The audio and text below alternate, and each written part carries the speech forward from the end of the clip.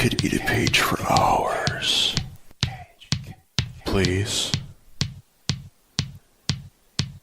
Kiss me.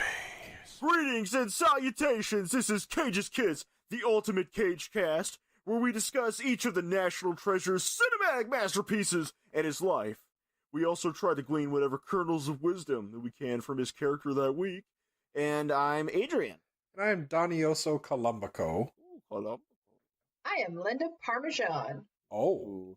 And on that note, this week we're talking about 1984's Birdy by Alan Parker, with the Cage second fiddle to Matthew Modine. It's a Vietnam kind of best friend kind of guy who wants to turn into a bird and learn to fly, kind of insane asylum, flashback structure, dramedy, coming of age thing. Yeah, it's a thing. With the whole tit. It has one entire tit. Nipple and all. Yeah. Were there only those two tits, or were there four in this movie? I wasn't counting. Just the two, I think. Just the two? Okay. Yeah, they usually come in pairs. The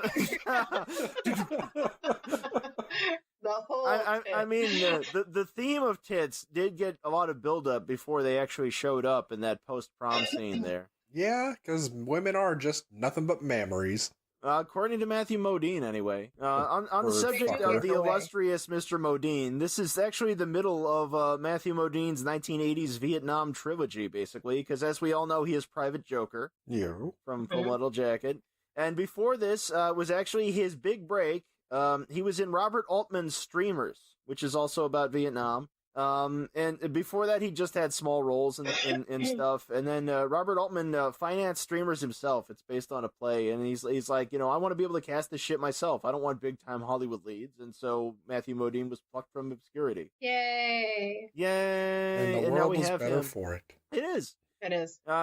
So today's movie, you guys may have noticed, is full of references from Nicolas Cage's character Al telling Modine's character Birdy that he should wrestle. I was going to ask you something about that, actually. I was going to ask from a gay perspective, how gay were they? Gayish. Well, I could tell you how hot they were, and they were both doing pretty fine on that. It's a gym. That's just a gym out here. Yeah, Mom, it's a gym. It looks kind of gay to me. It's only gay if we cuddle. Yeah, there was no kissing involved. It's not gay. Hey. In his words, quote, "Oh, we weren't queer for one another or anything like that, sir. We were just a couple of normal, crazy Philly kids." Yeah, it's totally normal to give a windmill to your best friend. Huh? Don't ask. Yeah. Let's drive our unregistered car to Coney Island so you can swim naked in the ocean while I watch. Yeah. See how long I can hold my breath, Al? I made you this bird suit, but I'm not gay for you or anything. So later on, when they got those Jersey skanks, and Cage is doing it to the chick under the boardwalk, and Matthew Modine is not doing it to his chick. 5 feet away. He's like, yeah, 5 feet away. Yeah, he's like, I'm seeing how long I can hold my breath. Do you want to try? Should have been blowjob invitation right there. Yeah. I mean, she's a Jersey skank after all. That was It was an like invitation. Jersey Shore 65. Jesus Christ. Well, and I'm sure we'll get into it later, but that scene with where Al is holding Birdy and they're both in the pigeon suits, is that? Oh yeah. Is that furry? Feathery. They've done the suits better, I mean, there's some perverts, go along those lines. You get the scaly ones and all that, So they weren't yiffing, they were squawking. Well, it all depends on whether they paid the extra money to get the suits made with the necessary attachments. Yeah. Oh my. Some of those zipper off because it's like, I'm going to a con. Maybe I shouldn't wave my 2-foot-long fake dong in front of the children. This will all make sense once you actually get to the scene. Yeah. Okay, yeah. For those of you following along at home, if you ever see this movie, it'll make total sense. No, it Well, won't. I mean, the movie won't make sense, but what we're talking about will make sense. Your kids are gonna love it. I mostly mentioned the wrestling, though, is because Modine went on to star in Vision Quest Hell yeah, he did. with Linda Fiorentino and Madonna, which was actually shot in Spokane. Oh, And it was actually shot before this movie, but released afterwards. I did not know that. Yeah, that one by the illustrious Harold Becker. Oh. Yeah. Oh, The more you know. the more you know. So this is today's movie. It's a Vietnam movie. At least it sort of peripherally involves the Vietnam War. There's not a lot of them being in the shit, although both characters were in the shit. But it's based on a book by William Wharton, also called Birdy, although that one is set in World War II, and it was only written 6 years prior. So they weren't really bringing it up to date so much as they were just like, hey, let's just do an entirely different war. Yeah, like a recent war, maybe. Yeah, more Or maybe they topical. figured a 60s period piece was less expensive than a 40s period piece. That's usually how it goes. Yeah. Yeah. But William Wharton's, some of his other books were adapted into films. The movie Dad with Jack Lemmon and Ted Danson is based on one of his books. And there's this World War II thing called A Midnight Clear, which I don't know anything about except I've heard the title before, but that's based on him too. Wharton was American. He is now dead. He was, somehow he was insanely popular in Poland. Oh. So much so that he actually wrote books exclusively for the Polish market at one point. Huh, who knew the Polish can read? I Oh, sorry, you'll apologize for my find the book racism. while you read Field of Wild Potato. I apologize for my brother. I I'm already half Polish apologize and I for don't my give a fuck. racism. No, I'm just apologizing for you in general. At Well, least it we is a aren't the family swarthy tradition. Romanians. Speaking of family traditions. As unremarkable as this movie is, it is a landmark of one thing. It's the first film score by Peter Gabriel, amazing solo artist and once lead singer of Genesis. He was given a very tight schedule in which to deliver the score. In fact, he did it in a weekend. And on his music computer, he recycled elements from songs from his previous two albums, from Security and from his untitled third album. So if you've heard Peter Gabriel music before, you're going to recognize parts of Rhythm of the Heat and Wallflower, that especially Wallflower, and Family in the Fishing Net and San Jacinto. Peter Gabriel later scored Martin Scorsese's Last Temptation of Christ, which is a much better movie and has a much more complete score. Well, they probably also gave him more than a weekend. Yeah, he had more than a weekend, and also his music didn't have to share space with frickin' Richie Valens songs for no reason. Right? Like, that was weird. Now, to its credit, Birdy is one of the few Vietnam movies made in the 80s and afterwards that isn't dominated by like Creedence Clearwater Revival and Jimi Hendrix music. Thankfully. Because Rolling like apparently. Yeah, well, apparently you can't do a Vietnam scene without playing "Fortunate Son," or "Voodoo Child" or something, or frickin' "Give Me Shelter," or and another one that frequently gets used for that is "Time Has Come Today" by the Chambers Brothers, even though the song's freaking awesome and it's nothing to do with your stupid old Vietnam. This is true. Well, and now Apocalypse Now makes me think of like the Doors and like the correlation between the Doors and the Vietnam War. Yeah, see, that one was better. It was a little more alternative because that also had Flash Cadillac, and the Stones song is Satisfaction. True. And it's a good movie. Which is a minor point, but still. I'm just gonna say it. I couldn't help but feel that that Vietnam was sort of tacked on to this movie in some senses. Like the movie, the flashback scheme of them being teenagers in Philadelphia. Like that's the movie. Yeah, but And the rest of it almost didn't. I don't know. it still would make sense to up it to the Vietnam War in a production stance versus saying, let's make it World War II. Because a lot of other movies at the time were kind of focusing more on that as well. Yeah. No. And the author didn't said he didn't care, so. Like, give me You my got paid. money. Yeah. Oh, can I share my quote? Yeah, sure. You quote. Yeah, I mean, we already mentioned his name. That's William Wharton, everybody. Check for your local library. when asked about the screenplay and the movie, he never read the screenplay, never saw the movie, but he said, "quote I think it's pretty impressive they did it, and how could I have negative feelings about getting so much money? Anyway, the book is intact; they can't touch that." End quote. Yeah. All right. Yeah. That's a man who knows. That makes him better than James Elroy. You ever see James Elroy interviewed? No. Oh, you like LA Confidential, the movie, huh? Yeah? You read my book? No? You didn't read my book? You're useless to me. Useless. Wow. That's yeah, I'm not really exaggerating. I mean, I am a little bit, but not as much as A little bit about sorry, go ahead. Oh, okay. I was just gonna say where today's film was shot by Michael Saracen, who's director Alan Parker's regular DP. He shot like most of his movies, but he did not shoot Pink Floyd The Wall.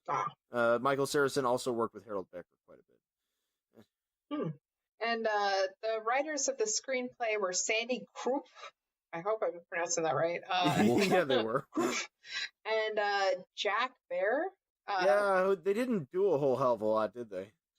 Well, No. I from to my understanding, it was really like a really difficult task because the book is more like internal dialogue and that explains some of the weird lapses. Okay. Some of the weird lapses. and it would keep bouncing in the book. Apparently, it would keep bouncing between Birdy's perspective and Al's perspective. Right. And of course, a lot of Birdy's wasn't verbal, and they said it was a lot of poetry involved in it. Yeah. And metaphor. So I won't be reading this book, by the way. You know. Oh gosh. Apparently, the budget was estimated at $12 million, and in the U.S., it grossed $1.45 million. I'm noticing a trend here with Cage's 1984 movies. Yeah. The trend goes. Oh, I thought you meant the trend of just grabbing women's tits and talking about how they all want to fuck him. Well, yeah, I was going to talk about that. Yeah, no. So yeah, they are universally period pieces, and none of them made money. And he always plays like a super ethnicked up hornball. Yeah. Who's ripped. He was a lot more ripped in this one and more eager to show that off, it seemed. Yeah. I mean, we see him shirtless in every one of his films. Well, we see a lot of nudity in this. In this one, we see a lot of the Modine, by the way. Yeah, this is you like a see spiritual sequel we to Racing with the get Moon. into that later. We have almost the entirety of Modine in this film. Like, there's a couple inches of skin we missed, but that's just a technicality. Yeah, and we have to get into that later because that is a pardon the pun, a bone of contention for me. A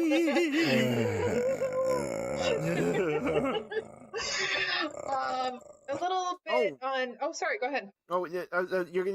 Were you gonna talk about the mystery of Cage's teeth? I was gonna get into that, but Do it. yeah. So. He was like full method acting mode apparently for this movie. He had to have 2 baby teeth removed at the time, and so he figured, fuck it, why not use it?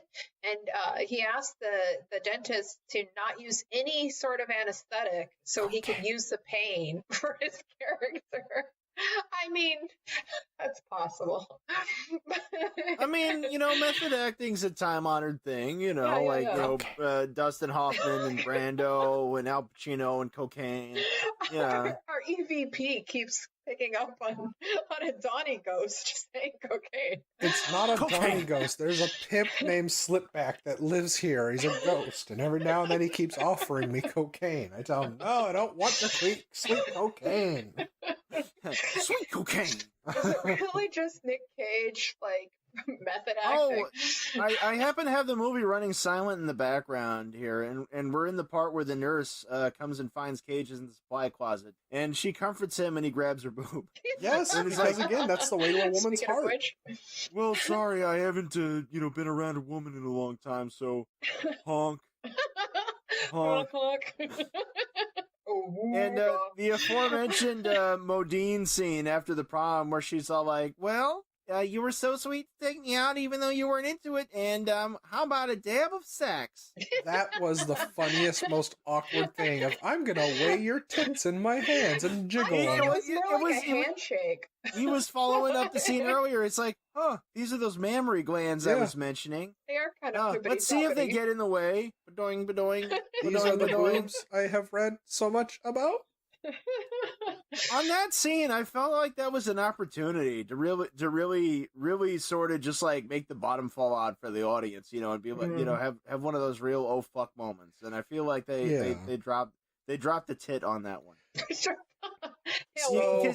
Because you got it's all too on the beat, you know what I mean? Like she's all like, well, sex, and he's all like, number one, number two, and she's all like, oh, this is awkward. Hey, let's look in the mirror of that other car. Other people have sex. What's with them? We don't know how.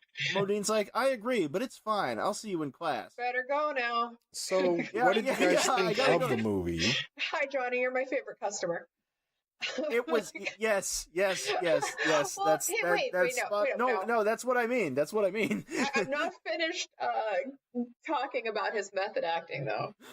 Oh, hi, doggy. I gotta say, okay, so he thought that having his face all blown up, it would hurt to eat. So he lost 15 pounds for the film.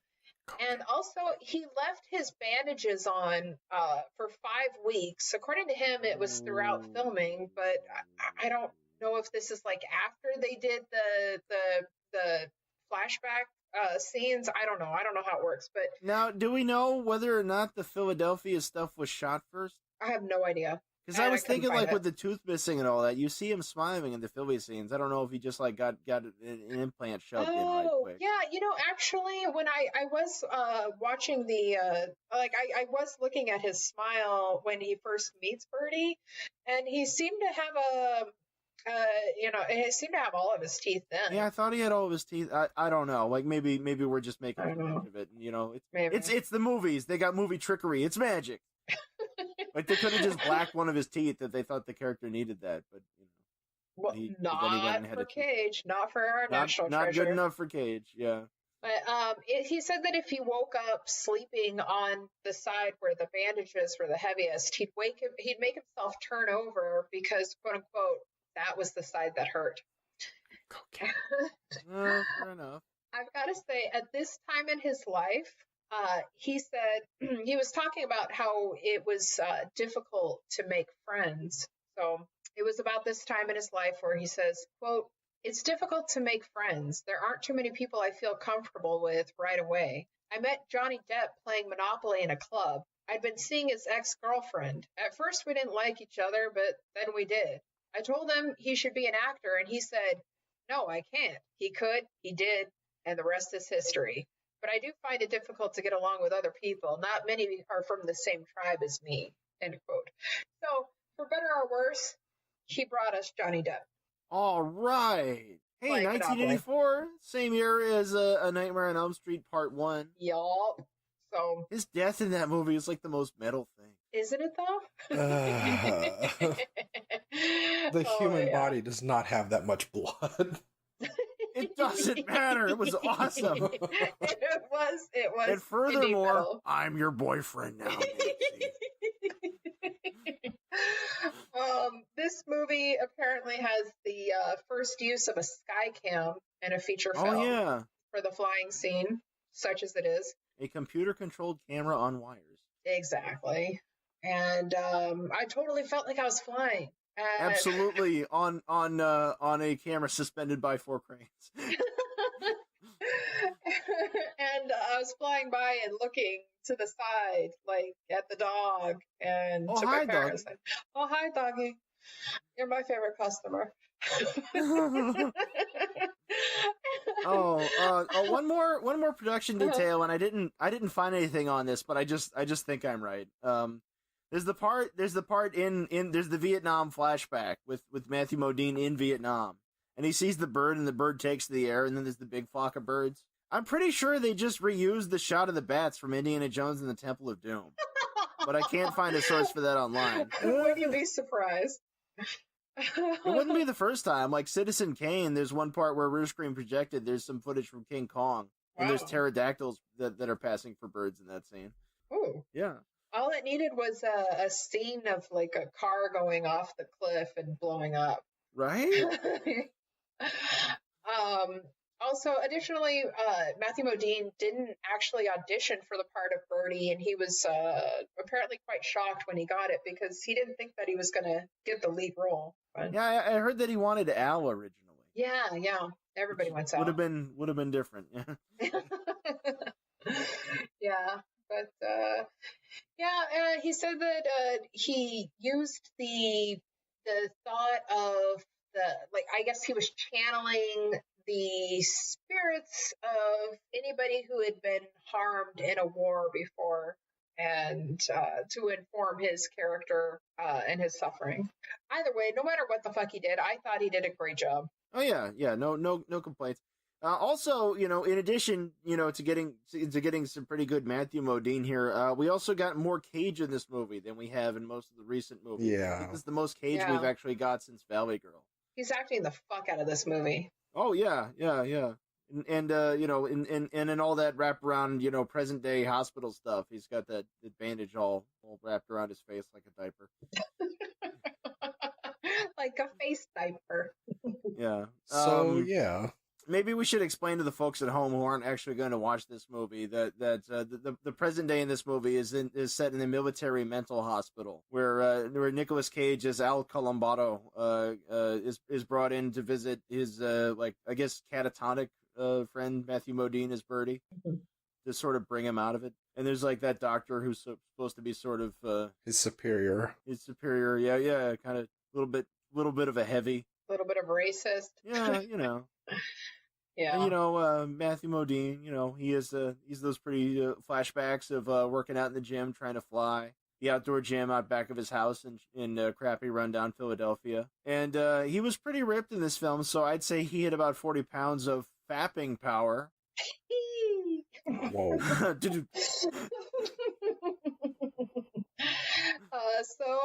Shall we get into it? Well, let's get yeah. What did you think of the movie? Did you like it or no? I found it flawed in a number of ways.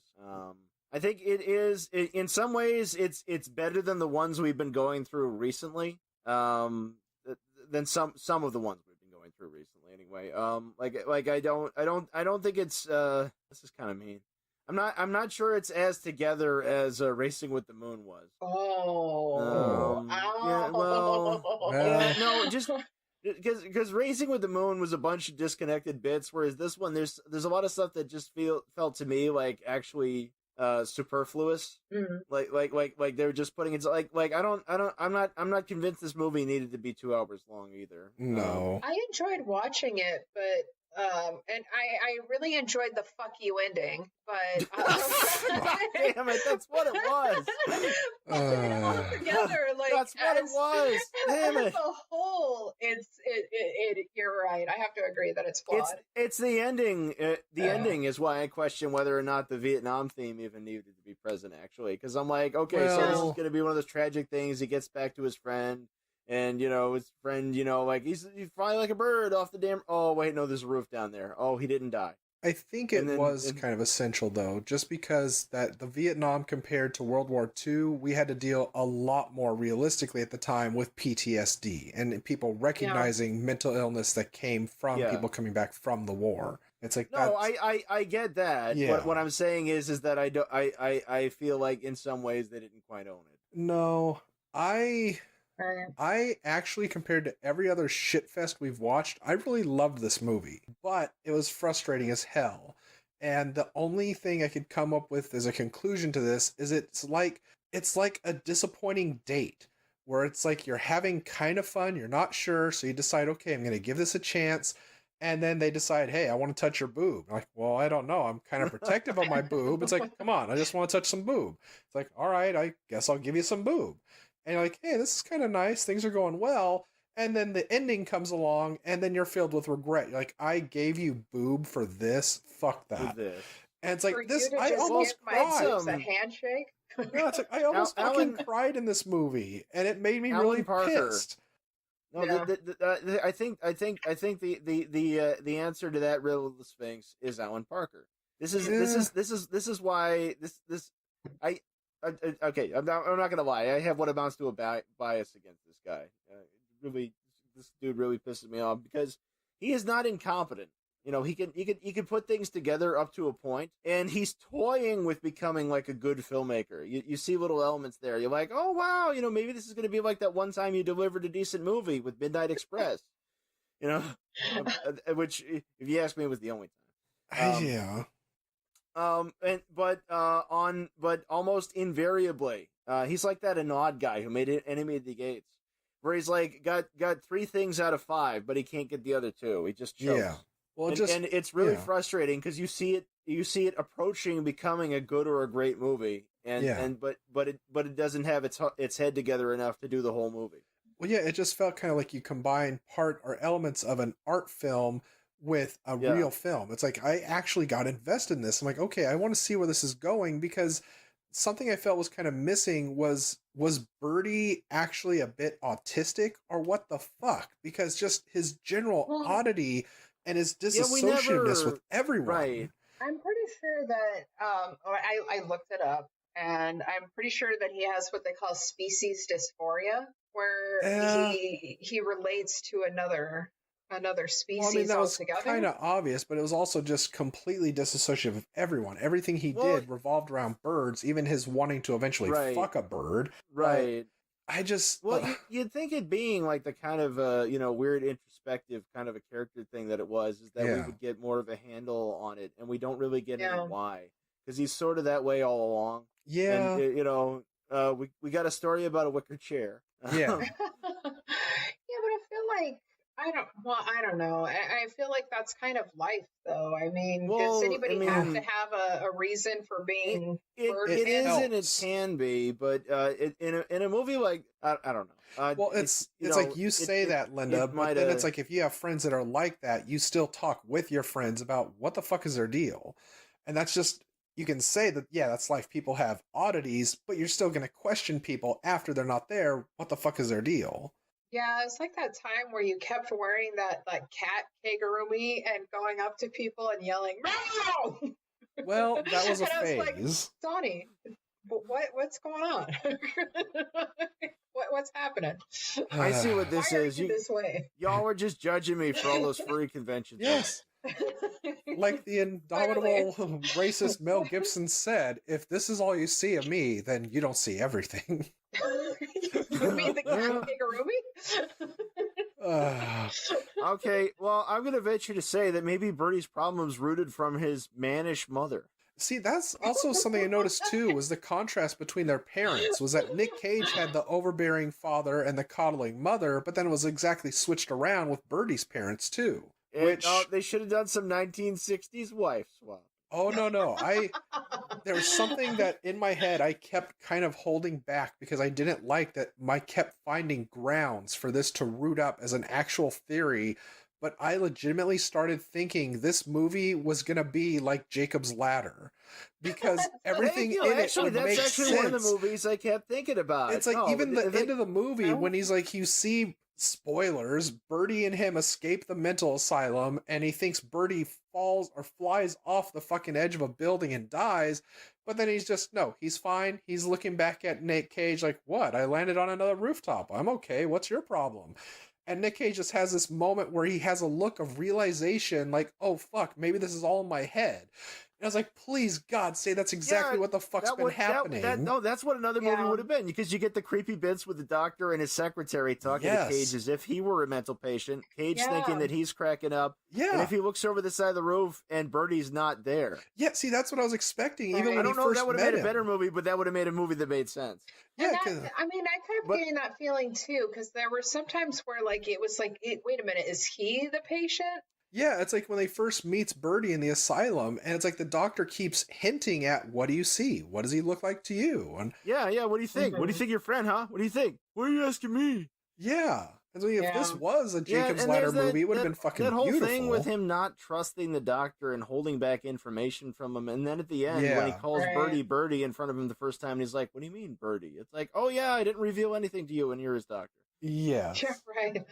Right. But I mean, yeah, for good. I mean, yeah, no. Jacob's Ladder is one of the two movies that the other movie this reminded me of in fits and starts was Brazil a little bit. Yeah. And that's because Adrian Lyne and Terry Gilliam on those films, who are both auteurs in their own right for good or for ill. You know, they're filmmakers that Alan Parker is sort of in the shadow of. He's like kind of like trying to like edge in on this kind of thing. It's like I want to do this post-industrial period mission scene thing. Yeah. But he doesn't know. He doesn't really know how. I can do movies like you guys. Yeah, no, he is. It's like they hang his movie on the fridge, you know. Yeah. He did Pink Floyd The Wall, which is a cult film. It has its audience. Okay. Yeah, cocaine. Yeah. Pink Floyd The Wall though, this might be divisive, but I don't think it's any good. No. But then again, I'm also not a freak for Pink Floyd. If I want my prog rock, I'll follow Mr. Gabriel on over to Genesis.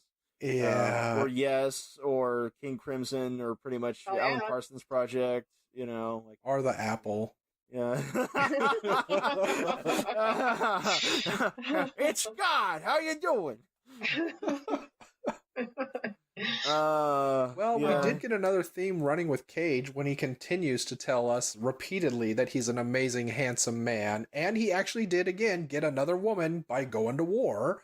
So I mean, it is kind of working for him. Yeah, racing with the moon and Best of Times. Yeah, and I still think it's another time travel epic where he's just teleported from World War II, Samuel Beckett wise from Quantum Leap, into the Vietnam War. Oh boy. The Joker was already in a Vietnam time warp there. That's true. He couldn't get out. See, it all ties together neatly. See, Sam, what we're showing is Gucci saying you need to grab the whole tit. Grab him by the tit. The whole tit. Then he says full tits, was it soft tits, fleshy tits? Some as big as your head. And there's that part where they're under the boardwalk and Cage is getting laid after seeing Zimmy the Fishman. And that one chick is like, so Matthew Modine, yeah, you do sports, you on a team, yeah. And I'm thinking, we gotta do that right if you're gonna go through the scene. It's just It's like, so you like to study, huh? So live around here much, or you seen that weather, or? No, it's like well, this Jersey skank sounds like every bitch who ever cut my hair. You know, it's like, oh, it's so a nice day. Yeah, you like school. It's like, shut the hell up. Matthew Modine is busy trying to hold his breath there. The quote is, we're talking tits here. Big tits, round tits, fleshy tits, full tits. But Al, the tits just get in the way. They're needed. They're necessary. They're not in the way, Birdy. You gotta listen to the crap they talk about. And the same as on a cow, but only in a more stupid place. Stupid old mammary glands. There sure were a lot of booby talk. I'll show you all. One day I'll make Pacific Heights, and then you'll fear me. Jesus. Oh, boy. I still love you, Matthew Modine. We forgive you, Pacific Heights. No, we don't. And we first really meet... Oh, well, no, I guess it's not the first scene, but like the first flashback scene, Cage is playing baseball with a bunch of kids. Well, yeah. Well, like that's because his little brother's there. And he's like, hey, that bird weirdo stole my knife. Hey, what? Oh, you guys. Even then in the movie, they don't really mention his age. And I'm like, is this kind of like he's supposed to be just out of high school and well, he said the balls thing went on all through high school. Okay. So I think the idea was he's is a that 20-something-year-old in high school. Like, yeah, well, in '84 he was only 19. Yeah. But Modine, however, was 25. But I think at that point in time they're both supposed to be like 14, 15. And I think Modine seems like younger than he does in this movie. He kind of does, but it still comes off like, I am 15-year-old Dewey Cox. That's like going fast. I'd say that like I'm happy that he was older because I wouldn't have been comfortable otherwise seeing all that Modine. Yeah, it's nice to know that we got Modine when he was of age. Yeah. Yeah. Because so we get naked Modine in his cell, crouching on the edge of the bed, looking at the window in bird mode. And we get naked Modine swimming in the New Jersey Ocean. And in that scene where he's perching like a bird in the nude, you see his butt crack. I hardly noticed. I know that in a couple of the episodes in the past, we've talked about the method of acting that was first brought by Judge Reinhold, where you keep a giant dong in your prison pocket, and and we know for a fact that Modine did not need the dong because we would have seen it. That's true. It would have slipped out there. Yeah, we for sure would have seen it. He could be that dolphin heartfelt moment would have been quite different. He's a good enough actor without it. But now is it time to say that the biggest fucking letdown in this whole goddamn movie was that we did not fuck see the bird? No, you fucking freak. They have cloacas, and those are gross. Bird. How was she gonna fuck that bird? They're too small. He was gonna split it in half. He wanted to fuck that bird. You can't tell me he wasn't kissing her breast after fondling the other chick's tits and making the boyfriend bird jealous. Is he gonna put birdseed on his thong? You know, for the record, we never did see that male bird knock up the other bird, so he could have jizzed all over his favorite bird, and those could have been his little Modine babies. Oh my god, this is the interspecies Vietnam movie. Birdie 2. I finally achieved what I wanted. I'm a bird. You know, in the book, he actually referred Fucks the to... bird? No, but... kind of. I mean, he refers to Perda as his wife, and the bird babies are he calls them his own. Validated. Yeah, he said that they had 11 children. Yep. So ew. Yeah. There's that part where he goes to buy the bird, and they're in that room with the old people, and the old guy's blowing on the big bird. and it's like, he just lets all the birds in together. It's like a Roman orgy, but I don't let them have sex with one other bird at a time. It's like in the Bible, see? That would have been a scene like in a Rob Zombie film. Like, are you going to fuck this bird? Like, what? I'm not going to fuck this bird. Oh my god, senor. There you go. There's another movie, Rob Zombie's Birdy. I'd watch that. Jesus Christ. I know it made you guys you scooping ice cream in the summertime with your shit heel friends. As long as Sid Haig played Nicolas Cage's dad, that'd be great.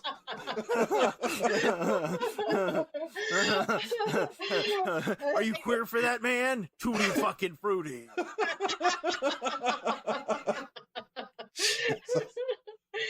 I know it made you guys think of Jacob's Ladder, but it made me think of the episode of My Strange Addiction where the guy's like basically fucking his car, and he's managed. Oh, there was a Kids in the Hall sketch about that. There was all the Daves that I know. Well, just because I bleed all the time doesn't mean. That's right, honey. Women do their cars. Get a Volkswagen on its back and look so helpless. Yeah.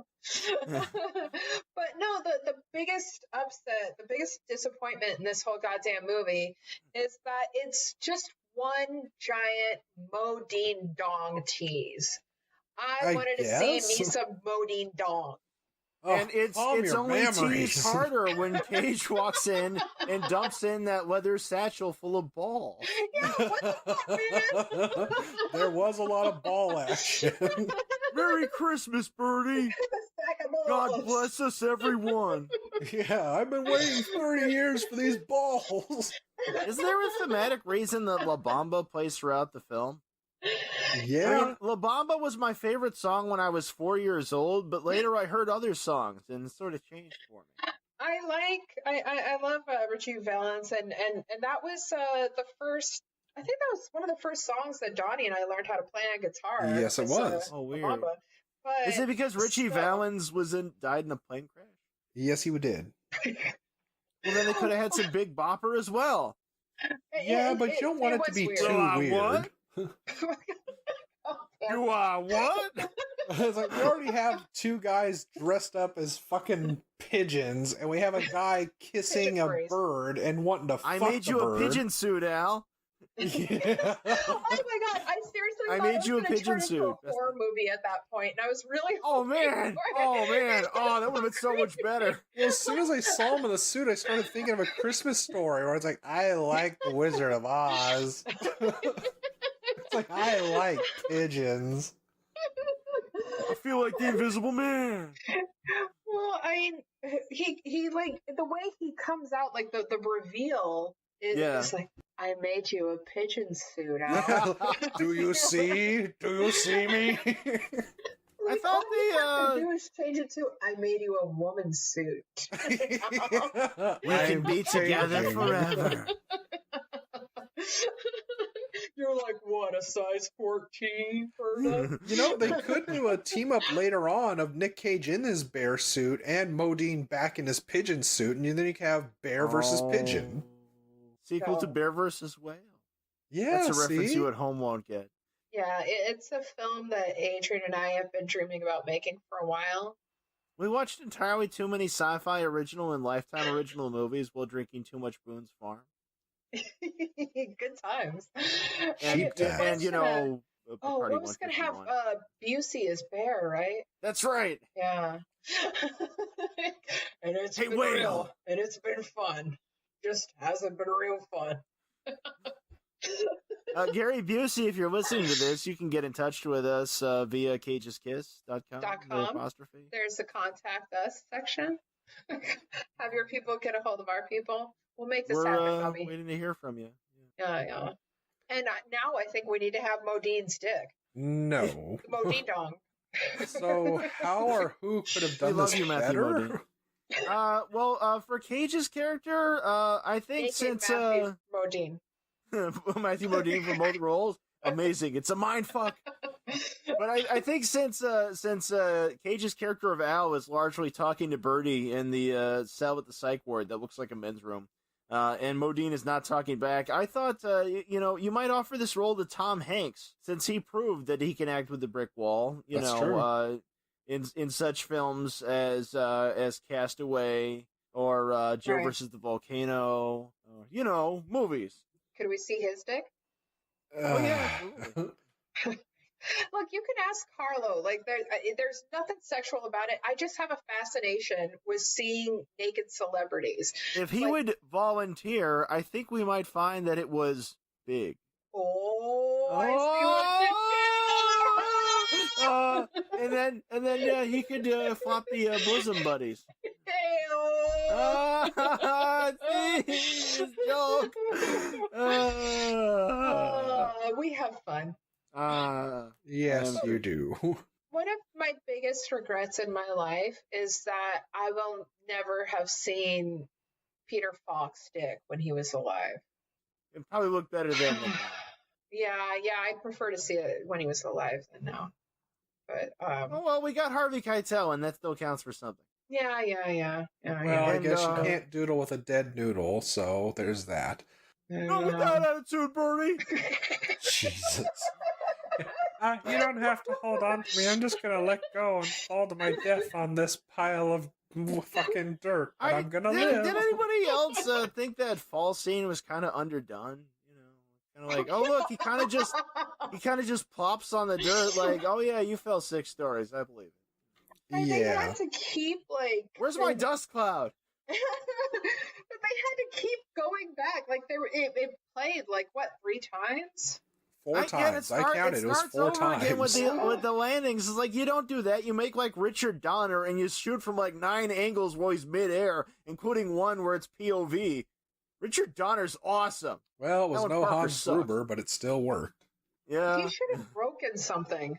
A lot of some things, but that's also something else too. We don't I was know. very we happy we got a cameo from what... Fat Crazy Ethel. Oh yeah, that's. she's just sitting there with her arm bandaged, being like, "That doctor tried to kill me." Yeah, he took away my chocolate. Okay, I've got to ask, who's Fat Crazy Ethel? Was that really her? Yes, that was her. I looked That was it up. actually, I was like, holy shit, that's yeah, really I was like, Crazy she Fat looks Ethel so from Criminally familiar. When Insane. Nick Cage is in the hospital, I love her. When Nick Cage was in the hospital and Birdy's getting looked over, and they say that he may have broken his leg, he may have broken some ribs. The old lady next to him, she was in a movie called Crazy Fat Ethel. Also known as Criminally Insane, which was followed by Crazy Fat Ethel 2, aka Criminally Insane 2. They were both on that Red Letter Media site for a while. That's how I saw them. She's a character actress. She hasn't done many movies, but yeah, she's very recognizable. But she totally distinguished herself in those movies. Yes. Yeah. She didn't even need to say anything in this movie. That's right. Exactly. It was powerful. Hey, so I'm gonna stab you. I think I figured. I think I figured it out. Okay, we don't see. I know, as Adrian called it before, Modine Peen. Yeah, Modine. Because he broke it. That's what he broke. In the fall. Yes! Oh, it all makes sense now. It all comes together now. He landed right on it. We can talk at length about Modine Peen, but when we talk about the reality of him fucking a bird, you draw the line. Yeah. I don't want to think about him fucking a bird. I want to think about his Should we bring up the scene where he pries the canary out of the cat's mouth and the cat's really not having any fun? Oh, it really looked like he was pushing it in the cat's mouth at one point. You get this really cute, like, orange cat right there just being like, meow, canary, meow. Yeah, cutie little ginger kitty who's like, fuck you, this is my dinner, fuck you. See, that's why I was conflicted with this, because when the bird escapes... if you wanted this bird so bad, why is it so easy to get him? Well, it's like when the bird escapes, and then it's like he's trying to open the window, and the bird comes crashing through and breaks its neck. It's like, I laughed, but I was also really fucking sad. I'm like, what the fuck? I was getting invested in this shit. If we want to, you know, like, hindsight 2020 on that, it's like, oh, my bird broke my window and died.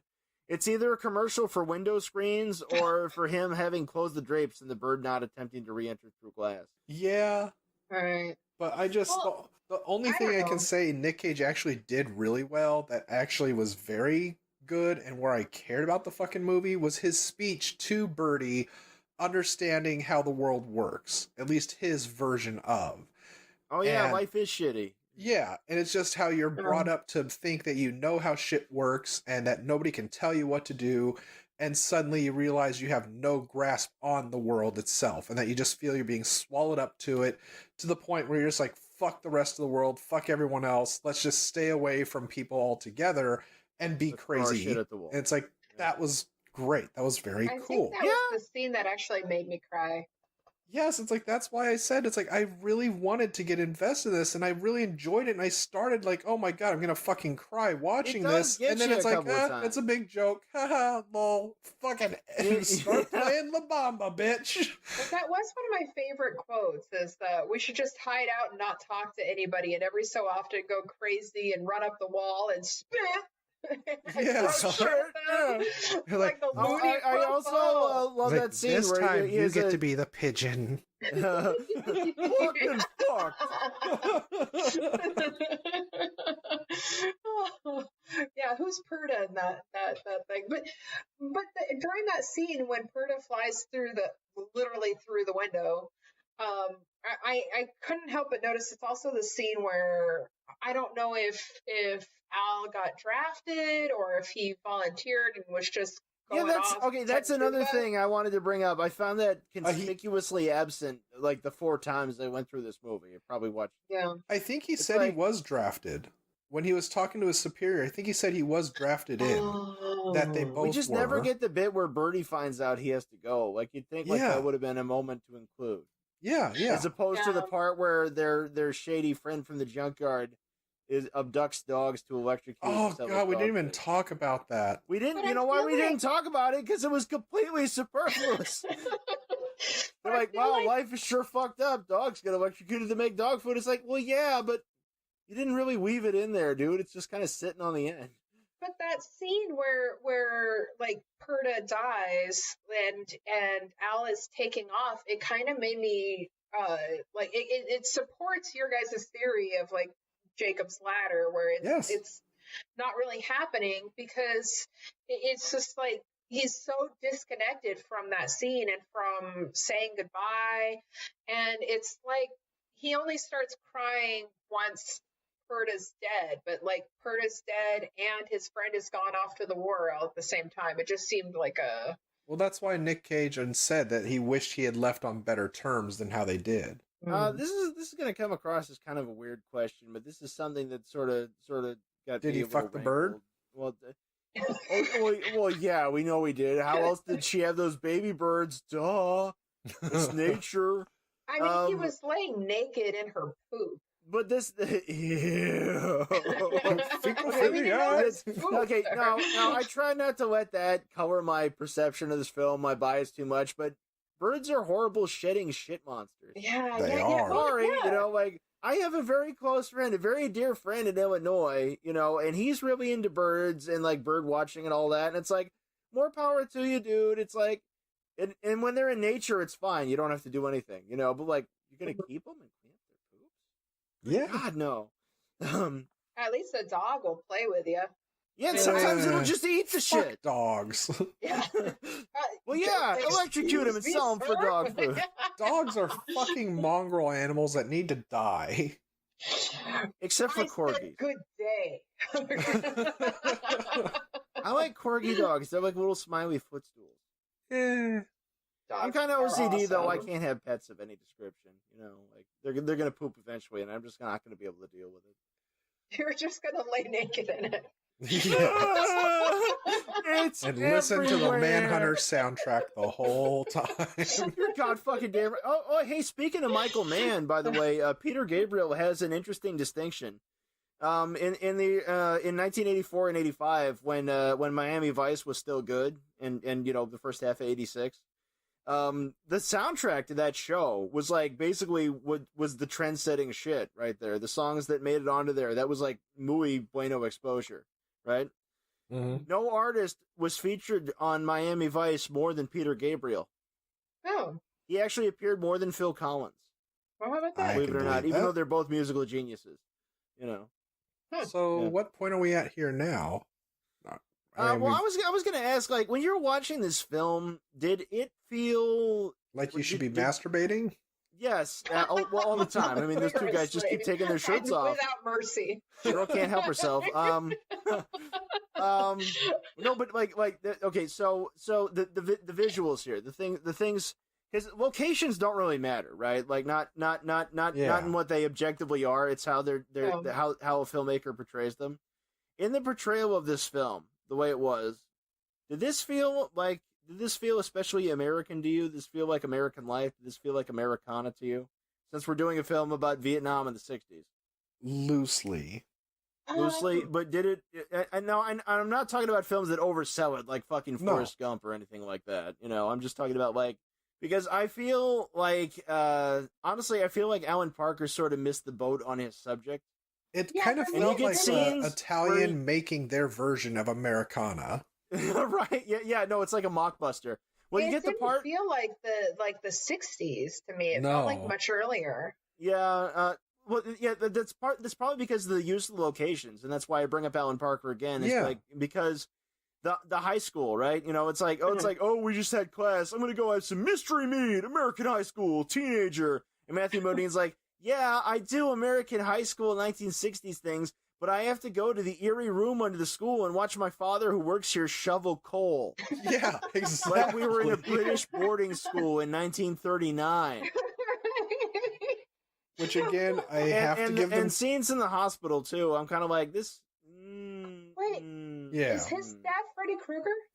He could be. I do have to give him credit again for the fact that they have the most non-fucking Italian name ever just thrown out of a Scrabble bag. Well, what you talking about? Columbico. Alfonso Colombato, eh? Yeah. Yes. I prefer Columbo. I have great respect for the Italians. I love you all. I love that scene where he's introducing the I orderly. like your Olive Garden. It's real authentic. Yeah, authentic Italiano. It's when Italian. I'm there, I feel like I'm family.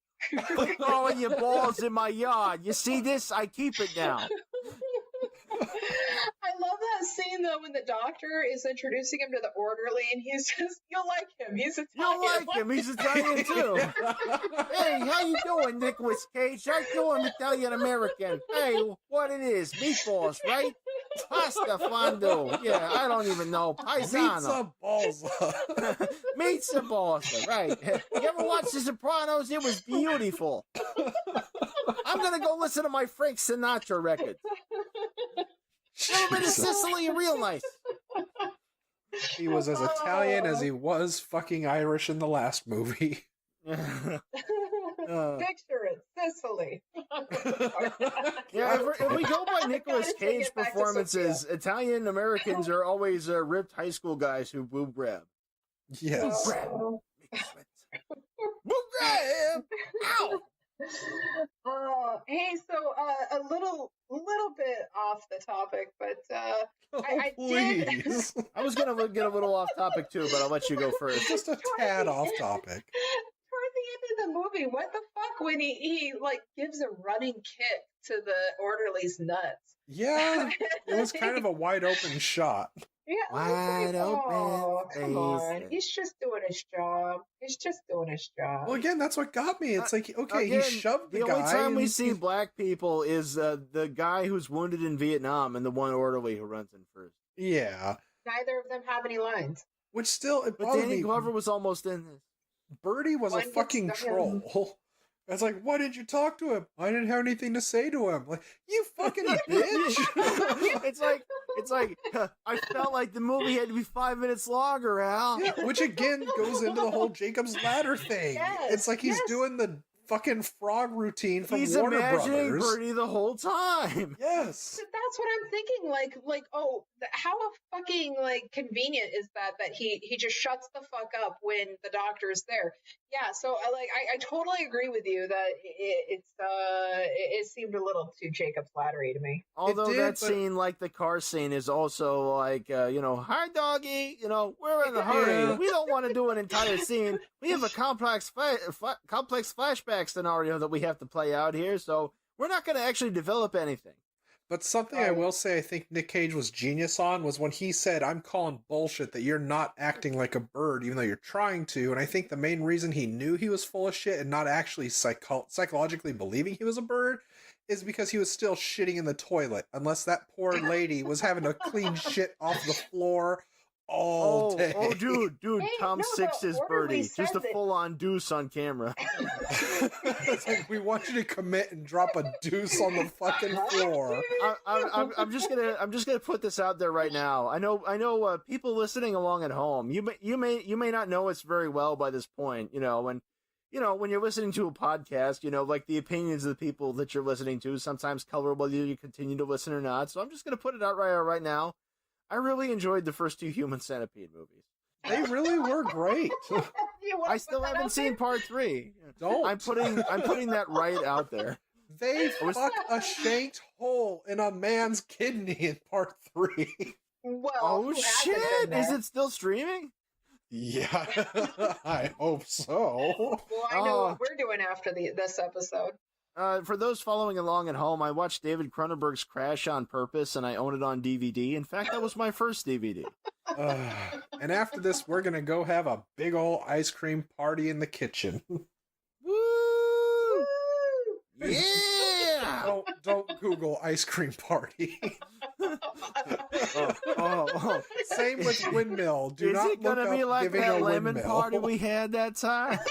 With Grandpa Cage. I was like, what's a lemon party? Look it up. It's an album by Tonic, isn't it? I just love their music. What's a lemon party? It's for pooping, stupid. So I guess it's gonna be our where we start whoring ourselves, because I don't know where we can go from lemon parties. No, we need cagey wisdom. Oh, god damn it. Grab the whole tit, nipple, and all. I mean, yeah, he did say that. Yeah. He reminded us that tits are in fact necessary. He even Yeah. stopped in the middle of his fucking makeout at the prom to make the hand-grabbing tit gesture repeatedly to him. Like, just in case you forgot. They got boobs. I've got little boobs. Hey, give her mammary gland the good old handshake. It reminded me of Carl from Aqua Teen Hunger Force. It was like, grab her buttocks. Did you ever hear that story about Chicks that like woman it who had when sex you with a cross the bee? line. You She know, keeps yelling at me like this language, like some demon yelling at me. It's funny that you would talk about Aqua Teen Hunger Force because the whole thing made me think of Meatwad with Birthplace of RoboCop. Meatwad is Birdy, pretty much. You're a newbie. I'd start off with the frog or the bumblebee or the tadpole. Work your way up to the unicorn. Yeah, Meatwad pretty much could have been Birdy in this, and Shake would have been Nick Cage. Oh my god! Oh, I would have watched the shit out of that. I've always wanted to fly. Did you want to fly with me? No, Frylock, we were not using your tools. What about popcorn? It's like, I've had sex with lots of girls. I know what I'm doing. Shut up, eat your cheese sandwich. Jesus. You flew? How you flew? Oh man, nothing's as good as that. Hey, well, so for nothing else, we gave you a lot of viewing suggestions, audience. Yeah. Not off topic at all. Okay, so wisdom. I was able to get a couple Put screens on your windows. Or maybe watch your bird a little more closely. And yeah, don't actually keep your parakeet birds. confined. Yeah. Don't lie naked in bird poop. That just sounds like gross. avian flu waiting to happen. You just kind of sounded a bit like Milwaukee, Wisconsin. Like, yeah, don't go laying naked with bird poop. You don't want to do that. Oh yeah, and you're not going to want your bird poop. Jesus. With the wind chill, it was more like 100 below. You don't want to fuck a pigeon either. That's terrible. You don't want to do that. Why do people eat pigeons? Good God. Did he eat the pigeon after he fucked it? Oh yeah. Hey, wait! That makes this a sequel to the Cotton Club China too. Gotta feel the whole pigeon. Pigeons just getting away, Al. No, Birdy, pigeons are necessary. God damn it. That if Al were to share his wisdom, he'd probably say something about not abandoning your friends, that you could support each other through anything, and a good friend will stand by you through thick and thin. And tweet. No homo. Tweet. Cheap little chicken. He'd probably say, no matter how strange you are, even if you're a bird fucker, you could find a friend who gets you. You could find your friend's soulmate or soulmates. They might be out there, even if you're a bird fucker. And he would also say, you got to make them like you. You got to talk to them like you're interested in all that crap they go on about. Yeah, and I think also you have to remember, it doesn't matter how special you are or were, because you're just going to end up like one of those dogs nobody wants. And what's so great about this fucking world anyway? Yeah, you're going to get electrocuted and turned into dog food. Yeah, for $1. Every day I pray for death. This is your house and you're in it, and I'm out here laughing. I don't know no better. So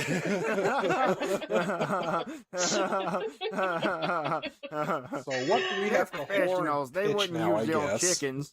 Well, I would say please listen, follow, rate, and review Cage's Kiss on iTunes, Apple Podcasts, whatever it is.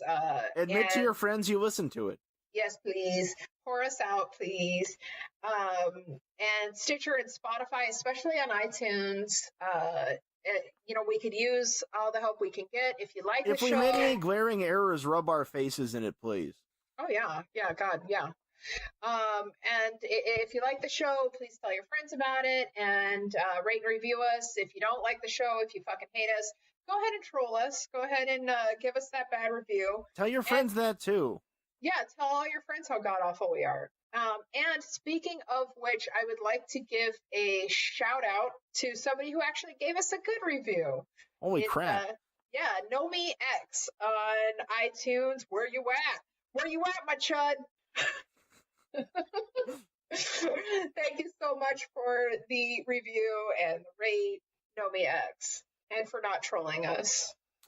And you can find me, Adrian, online as Leo the Fox on DeviantArt.com, where I artwork quite frequently. You could do the same thing for money on my Patreon, which I think is under the same thing. Or you could check out my YouTube under E.A. Smith and see me review books that you didn't read. And you can find Donnie somewhere on Twitter or some such, right? Yeah, you can find me fucking birds, apparently. And on Twitter, I'm Unreal Goals. Look for the picture of a man standing outside in a bird suit. Also, I'm on Instagram as Stilgar the Twi'lek.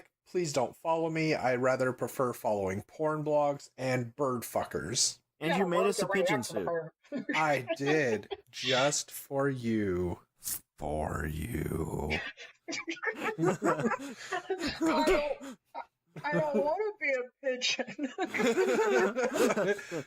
You don't have any choice, Al. You're a pigeon now, just like me. You like tonight. Yeah, feathers give you asthma. I kept thinking of Pan Banana. You Tonight. Remember, you can find Cage's Kiss on Facebook and on Twitter at Cage's Kiss. You can visit our website at cageskiss.com, and you can write to us at cageskiss@gmail.com. Of course, those are all without the apostrophe. And I guess that makes this your Cage's Kiss Off.